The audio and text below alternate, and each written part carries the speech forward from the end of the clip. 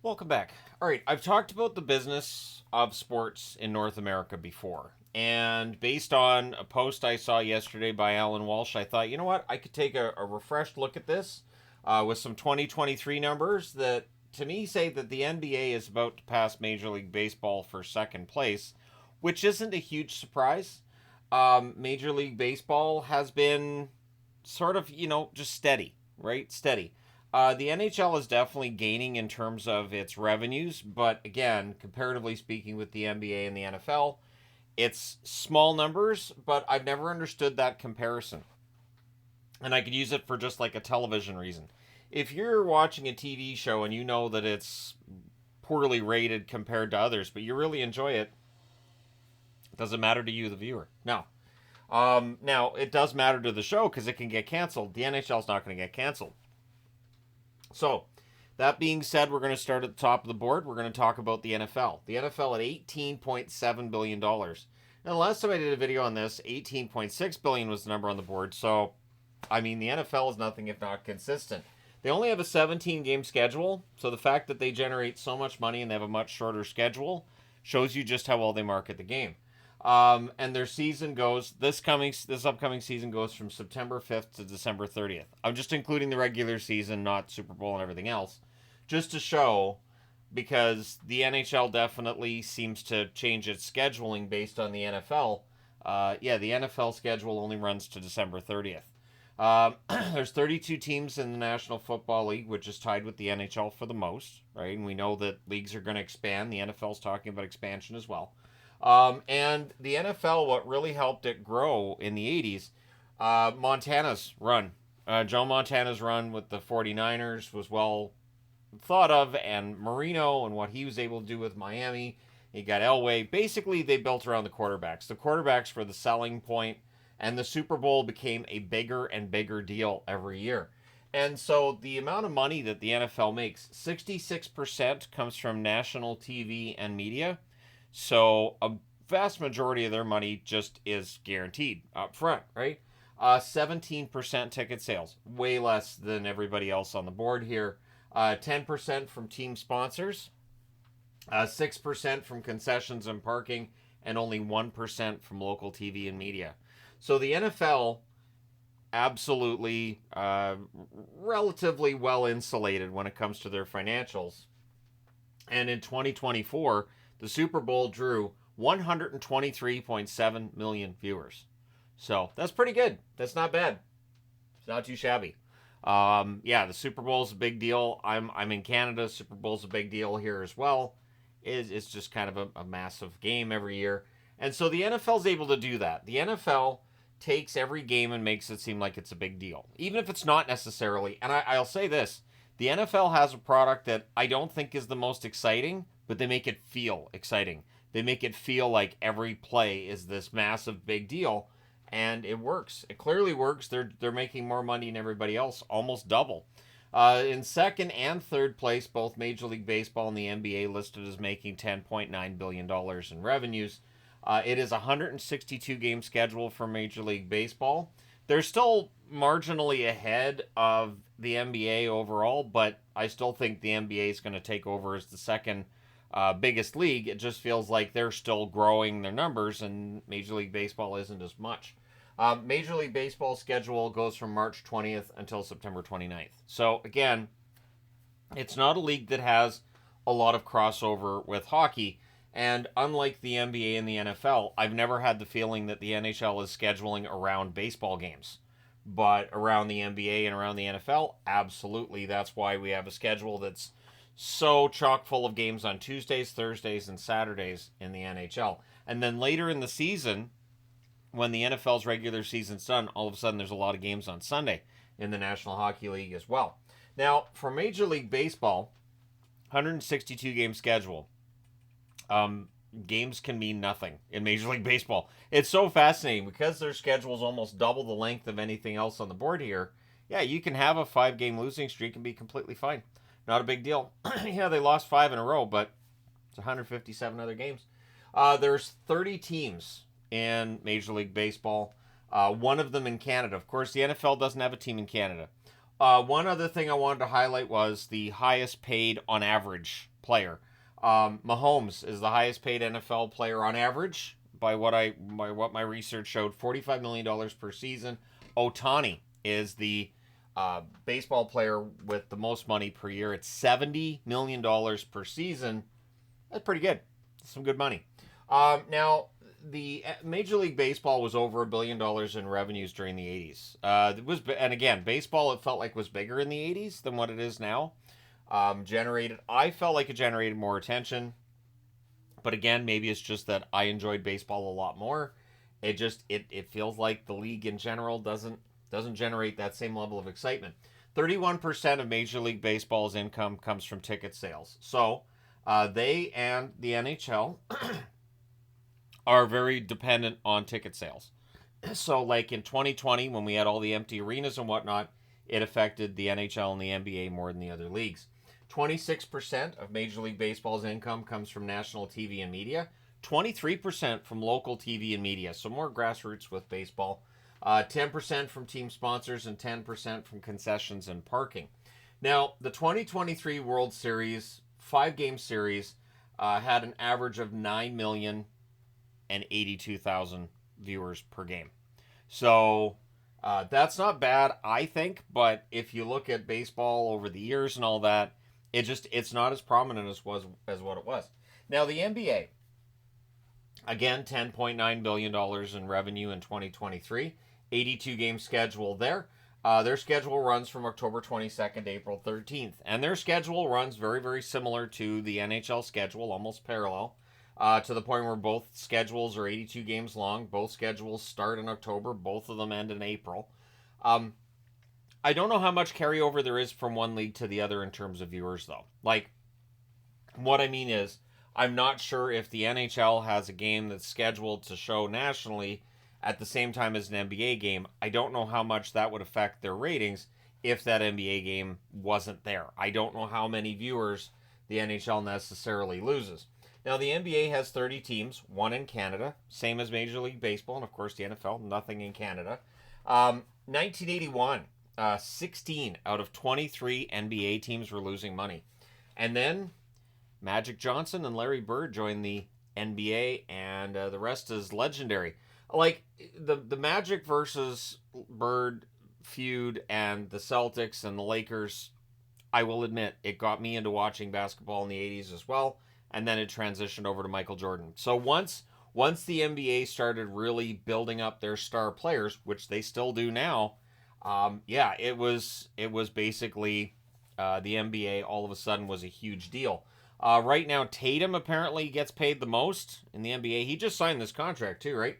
$62 million per season. It's a lot of money. A lot of money. Basketball players are supremely talented. They earn that money, but still, $62 million. 41% of the NBA's income comes from national TV and media. 26% ticket sales. 13% local TV and media. 12% TV and team sponsors. And 8% from concessions and parking. So the NBA needs ticket sales. It's second on the list, same as with the NFL, except it's 26% for the NBA and 17% for the NFL. Again, the NFL kind of has it made, right? Now, the final in the NBA, which was panned by a lot of people because it wasn't very tense towards the end, 11.31 million viewers on average, and that was a 5-game series, the same as the World Series was this past year as well. So the NBA's final, I think that was the lowest rated in the last 3 years, or lowest rated in 4 years. Either way, I mean, the NBA still does really, really well. The numbers are fantastic, and it's a league that continues to prove that you can make a lot of money playing basketball. All right, the NHL, $6.8 billion in revenue in 2023. Again, it's an 82-game schedule. This upcoming season goes from October 4th through April 17th. One thing I did with these schedules was, if almost every league, it seems now, starts with like an overseas game or some big game somewhere. It's not officially the start of the regular season. No. If the game counts in the standings, it's the official start to your season. So October the 4th is the date for the NHL, even though It's a few days later before the rest of North America gets going.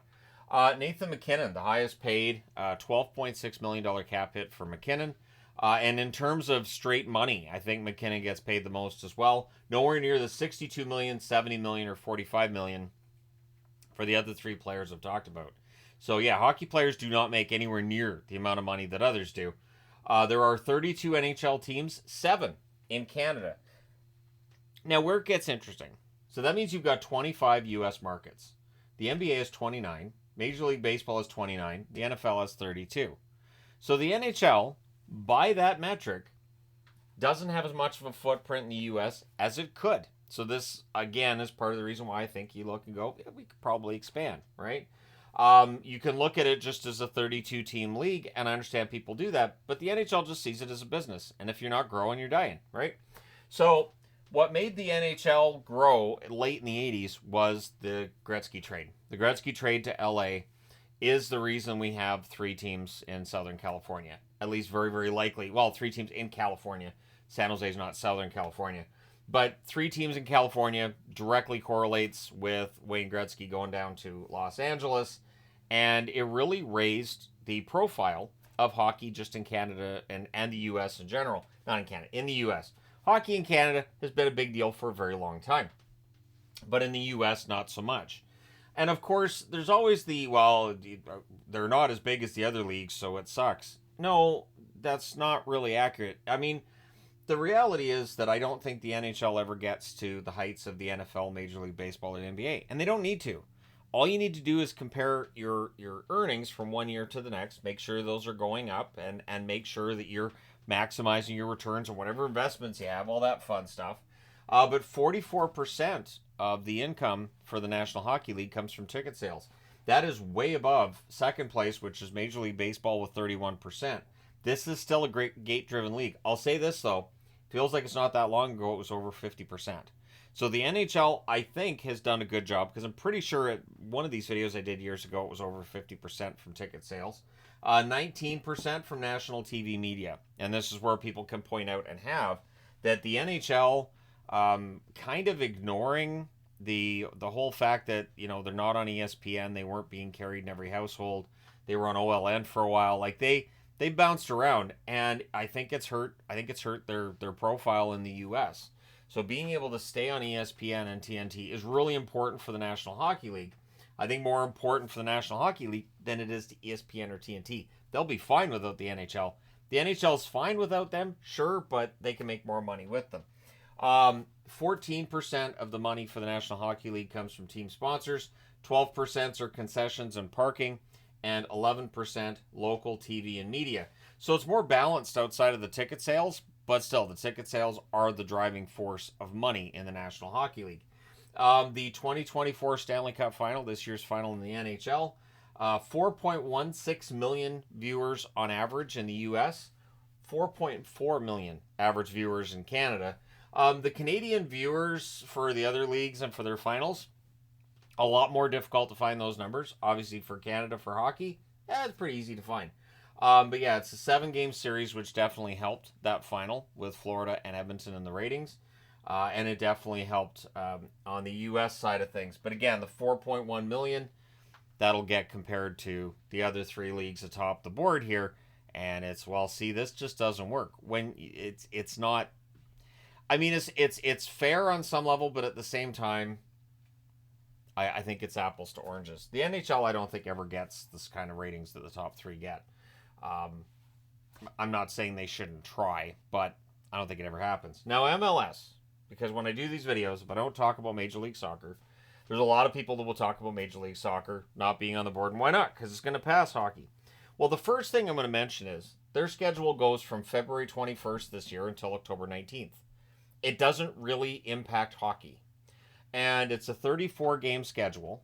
The league has generated $2 billion, is the most recent number I found. And there's 29 teams. 3 of them are in Canada. The question mark with MLS has been cash flow. And only over the last couple years have things started to really turn around for MLS, where now it feels like they're all making a profit. And yes, the league is growing. Franchise valuations going up. And Messi has a guaranteed $20.4 million. That's the top paid. I don't even think it's close in MLS. Getting Lionel Messi to come over and play in North America was a huge boost for the league in general, and for its and the WNBA is having quite the rise as well from Caitlin Clark. You can bring in a player and watch ratings go up.